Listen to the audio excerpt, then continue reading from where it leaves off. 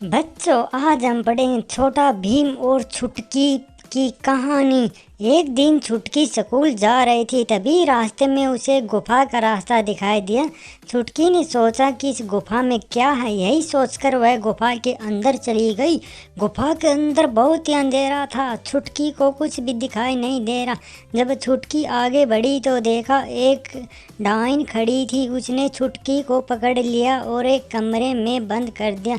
उस कमरे में बहुत ही अंधेरा था, छुटकी बहुत डर रही थी। भीम को जब पता चला छुटकी कहीं दिखाई नहीं दे रही थी, भीम ने कालिया से पूछा पर कुछ भी पता नहीं चला और सभी दोस्त मिलकर छुटकी को ढूंढने लगे।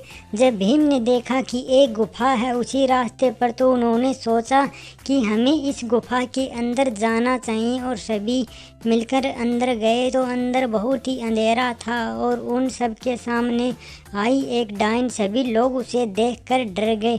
डाइन ने उन्हें पकड़ने लगी और कालिया पकड़ा गया। कालिया को बहुत डर लग रहा था। भीम डाइन के हर वार से बच रहा था। भीम डाइन को पकड़ने के लिए एक योजना बना रहा था जिससे कालिया को बचाया जा सके, और डाइन जादू भी जानती थी जिसका प्रयोग वो बहुत अच्छे तरीके से कर रही थी।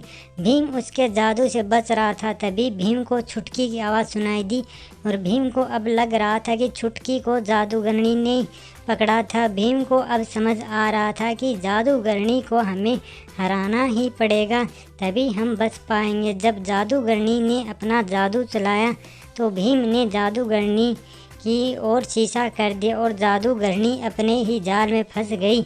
इस तरह भीम ने छुटकी को बचा लिया और सभी दोस्त घर चले गए।